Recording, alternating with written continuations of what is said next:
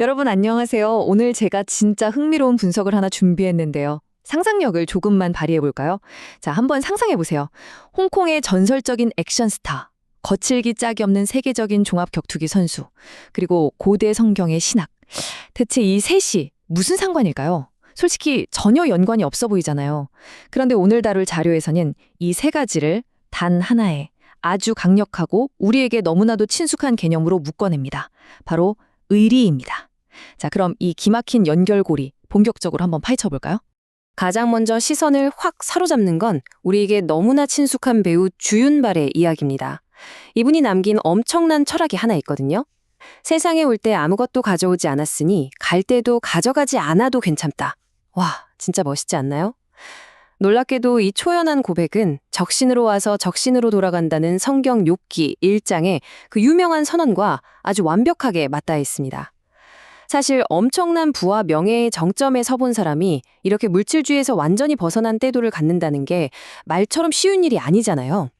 여기서 이분이 물질에 얽매이지 않는다는 걸 증명하는 아주 압도적인 숫자가 하나 등장합니다. 8,100억 원. 여러분, 이게 대체 얼마나 큰 돈인지 감이 오시나요? 주윤발 씨가 사회에 환원하기로 한 기부액입니다. 평생을 바쳐 모은 이 천문학적인 금액을 미련 없이 턱 내놓고 정작 본인은 평범한 시민들 사이에 섞여서 소탈하게 지하철을 타고 다닌다는 거죠. 그렇다면 도대체 이 어마어마한 돈보다도 그가 훨씬 더 중요하게 여긴 가치는 무엇이었을까요? 이 대목에서 진짜 소름 돋는 일화가 하나 소개됩니다. 주윤발의 오른 친구가 도박에 빠져서 전 세산을 다 날리고 완전 절망 속에서 그에게 돈을 빌려달라고 찾아온 적이 있었대요. 그런데 주윤발이 이걸 아주 매몰차게 거절합니다. 당장 현금을 쥐어줘봤자 그 파괴적인 도박 습관만 더 부추기는 그건 가짜 을이라는 걸 알았던 거죠. 대신에 그는 아무도 모르는 곳에서 수십 번이나 영화 감독들을 찾아가 간청하면서 그 친구가 스스로 제기할 수 있는 배역을 따냈습니다. 훗날 이 모든 사실을 알게 된 킴부는 오열할 수밖에 없었죠. 돈으로 그냥 대충 때우는 게 아니라 상대를 진짜 살리기 위해 뒤에서 묵묵히 헌신하는 것. 자료는 이것이 바로 진짜 을이라고 강조합니다. 방금 들으신 이야기는 단순히 친하다는 감정을 넘어서 상대방의 진짜 유익을 위해 헌신하고 바른 길로 이끄는 깊은 유대감을 보여주죠. 이게 바로 오늘 우리가 이 현상들을 꿰뚫어 볼 핵심 렌즈, 의리입니다. 자료에서는 한국 사회에 아주 깊이 뿌리 내린 이 끈끈한 의리라는 개념을 단순한 인간관계를 넘어서 더 거대한 세계관을 이해하는 아주 중요한 마스터키로 설정하고 이야기를 확장해 나갑니다. 자, 인간이 보여줄 수 있는 가장 깊은 의리와 또 엄청난 부에 대한 이야기를 확인했잖아요. 여기서 본문은 아주 근본적이면서도 거대한 질문 하나를 툭 던집니다. 우리가 가진 이 막대한 부, 그러니까 돈으로 과연 세상 모든 걸 해결할 수 있을까요? 생명을 구하는 그 궁극적인 형태의 구원이나 영원한 충성마저도 이 자본주의 논리처럼 돈만 있으면 다 살 수 있는 걸까요? 이 묵직한 질문 앞에서 우리는 결국 인간의 한계라는 벽을 마주하게 됩니다. 자료는 여기서 시편 49편을 분석하면서 아주 자연스럽게 신학적인 이야기로 넘어가는데요. 인간이 아무리 상상조차 안 될 만큼의 부를 쌓아 올렸다고 해도 결국 죽음이라는 그 절대적인 유한한 앞에서는 모든 돈이 한낱 먼지에 불과하다는 걸 정확히 꼬집어냅니다. 우리가 평생 아등바등 좇는 그 재물들이 생명을 단 1초라도 연장하는 데 있어서는 철저하게 무용지물이라는 사실을 아주 뼈아프게 짚고 넘어가는 거죠. 시편 49편 7절의 선언은 정말 단호합니다. 아무도 자기의 형제를 구원하지 못하며 그를 위한 속전을 하나님께 바치지도 못할 것은, 생각해보세요. 세상에서 아무리 지혜롭다고 칭송받는 사람도 반대로 어리석은 사람도 결국 때가 되면 예외 없이 다 죽음을 맞이하잖아요. 평생 악착같이 끌어모은 그 거대한 재물, 결국 내가 아닌 다른 사람 손에 덩그러니 남겨두고 떠나야만 합니다. 아무리 대단한 억만장자라도 돈으로는 결코 생명을 구원할 수 없다는 서늘하고도 명백한 진실입니다. 자, 여기서 신학적으로 아주 중요하고 흥미로운 개념이 하나 등장합니다. 바로 속전이라는 건데요. 쉽게 말해 생명을 구하기 위해 치러야 하는 대가, 즉 생명의 값입니다. 누군가의 영혼을 건져내기 위한 이 대가는 너무나도 엄청나서 일론 머스크나 제프 베이조스의 전 재산을 영혼 끝까지 다 끌어모은다 해도 영혼 단 하나조차 절대 살 수 없다는 점을 분명히 합니다.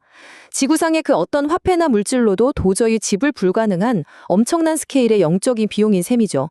그렇다면 여기서 당연히 이런 의문이 생기죠.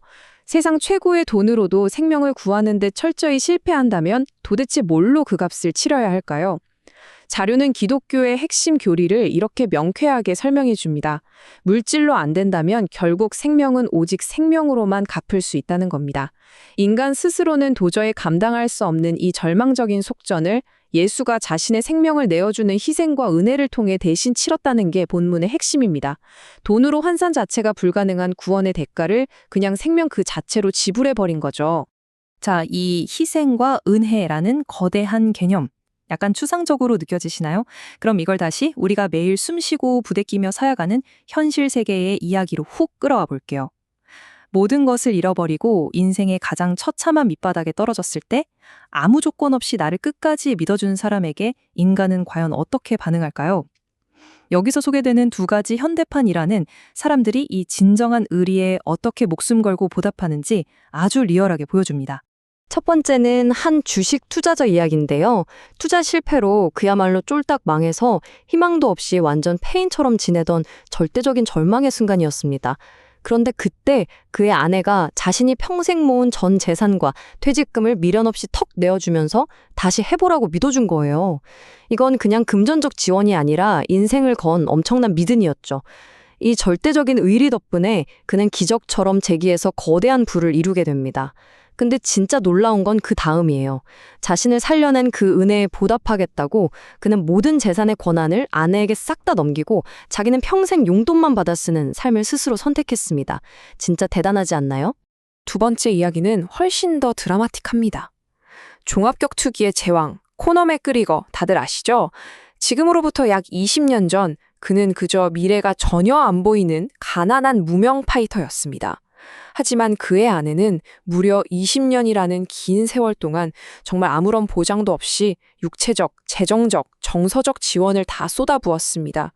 아무도 거들떠보지 않던 시절부터 시작된 그 아내의 맹목적인 내조와 의리가 없었다면 아마 지금의 제왕 맥그리거는 존재할 수 없었을 거라는 게 자료의 설명입니다. 현재 맥그리거의 자산이 얼만지 아세요? 대략 3천억 원에 달한다고 하거든요. 옥타곤 위에서는 그야말로 피도 눈물도 없는 거친 파이터인데 자기를 유일하게 믿어준 아내 앞에서는 모든 걸 다 바치며 완전 여왕처럼 대우합니다. 내가 가장 비참하고 찌질할 때 나를 알아준 사람의 그 의리에 남자가 어떻게 자기 모든 걸 걸고 보답하는지를 보여주는 아주 완벽한 예시죠. 진정한 의리 앞에서는 아무리 거친 인간도 결국 굴복하게 된다는 걸 확실히 보여줍니다. 사실 성공의 달콤함에 취해서 힘들 때 곁을 지켜준 파트너를 가차없이 배신하는 사람들도 세상엔 진짜 많잖아요. 자료는 그들과 이들의 모습을 아주 날카롭게 대조합니다. 진짜 의리란 가장 화려한 조명 아래에서도 내가 어둡고 캄캄했을 때 비를 같이 맞아준 사람을 절대 잊지 않는 거라는 거죠. 그리고 바로 이 지점에 텍스트는 이 아름다운 인간의 도리를 아주 놀랍고 거대한 영역으로 끌고 올라갑니다. 자, 이제 오늘 해설의 가장 하이라이트, 최종 결론으로 가볼까요? 인간끼리도 자신을 믿어준 파트너를 향해 이렇게 평생을 바치는 맹렬한 헌신이 존재하는데 하물며 영원한 죽음의 문턱에서 우리를 건져낸 절대자, 즉 신을 향한 인간의 의리는 과연 어때야 하는 걸까요? 여기서 인간 사회의 그 끈끈한 의리라는 렌즈가 신성한 영적 영역과 아주 직접적으로 연결됩니다. 해답을 찾기 위해 다시 시편 49편으로 돌아가 보죠. 아무리 돈이 많은 억만장자라도 절대 불가능했던 단 한 가지. 바로 죽음의 권세로부터 영혼을 건져내는 그 말도 안 되는 일을 신이 해냈다면 인간이 절대 갚을 수 없는 생명의 값을 자신의 생명으로 대신 지불한 그 궁극적인 희생이 사실이라면 인간이 그 신에게 평생의 의리와 절대적인 충성을 바치는 건 어쩌면 너무나도 당연하고 자연스러운 이치라는 게 이 본문의 가장 강력한 주장입니다. 자료가 신명기, 시편, 히브리서 등 성경 곳곳을 분석해 놓은 걸 보면 진짜 일관되게 흐르는 약속이 딱 하나 있습니다. 내가 먼저 너희를 결코 떠나지 않고 절대 버리지 않겠다. 바로 신이 선제적인 의리죠. 인간의 능력이 바닥나고 세속적인 부가 철저히 무너져 내리는 그 절망적인 순간에도 영원히 곁을 지키겠다는 이 약속이야말로 신이 인류에게 먼저 보여준 가장 완벽한 헌신의 증거라는 겁니다. 그렇다면 우리 인간은 이 엄청난 신의 의리에 대체 어떻게 보답해야 할까요? 자료가 제시하는 행동 지침은 명확합니다. 언젠가 사라질 물질만 쫓으면서 짐승처럼 살지 말라는 거죠. 대신 주어진 영적인 계명들을 삶에서 묵묵히 지켜내고 이 가치 있는 메시지를 다른 사람들과 나누고 또 자신을 깨끗하고 명예롭게 지키는 겁니다. 내 안에 영적인 존귀함을 깨닫고 거기에 걸맞게 살아내는 것. 이게 바로 인간이 신에게 보여줄 수 있는 최고의 의리라고 설명합니다. 자, 오늘 이 깊고 흥미로운 해설을 마무리하면서 여러분 스스로에게 아주 묵직한 질문 하나를 던져보시면 좋겠습니다. 지금 여러분의 삶에서 여러분의 그 궁극적인 충성, 진짜 의리는 대체 어디를 향해 있습니까? 언제든 모래성처럼 훅불만 사라질 덧없는 재물인가요? 아니면 인생의 가장 깊은 위기에서 나를 진정으로 붙들어준 변치 않는 존재들인가요? 오늘 이 이야기가 여러분의 삶의 방향을 한번 쫙 되돌아보게 만드는 그런 의미 있는 자극이 되었기를 바랍니다. 끝까지 함께 해주셔서 감사합니다.